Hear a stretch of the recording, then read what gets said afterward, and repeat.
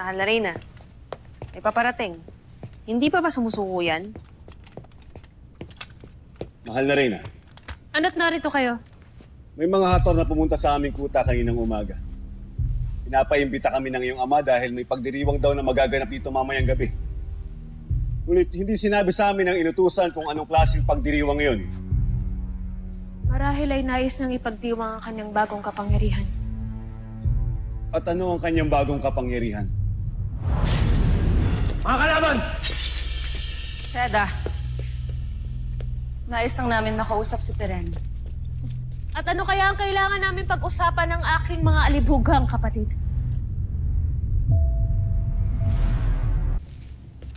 Iwan niyo muna kaming lahat. Inadaan mo sa tapang, ngunit wala namang sumusunod sa iyo. Ganun. Naya. Lahat kayo maliban kay Gurna. Alis!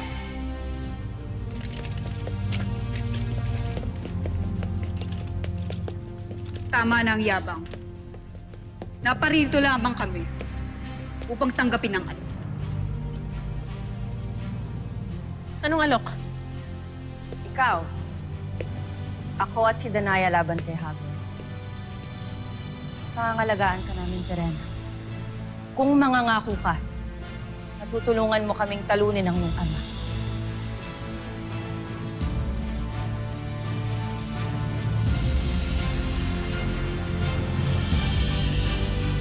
Nainsulto at ipinahiya niyo na ako. Hindi ka pa rin nagbabago. Mataas pa rin ang pagtingin mo sa iyong sarili. Kaya kapag nasasaktan ka, hindi ka na nag-iisip sa mga pasya mo. At sinong hindi nag-iisip, Danaya? Ako ba?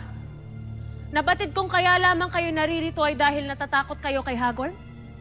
Nais niyo lamang akong gamitin laban sa aking ama.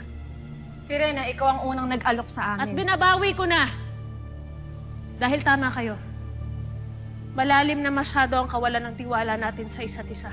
Kaya mas nanaisin ko pang ayusin ang sigalot namin ng aking ama kaysa makipagsabwatan sa mga taksil na gaya ninyo.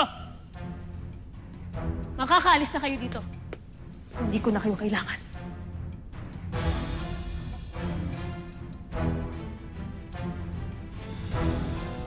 Danaya.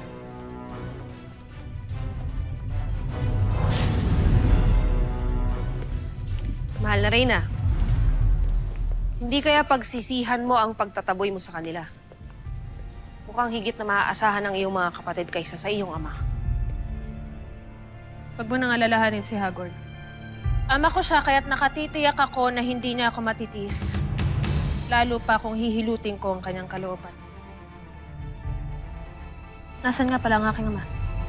For exclusive videos and updates, log on to www.encantadio.com.ph.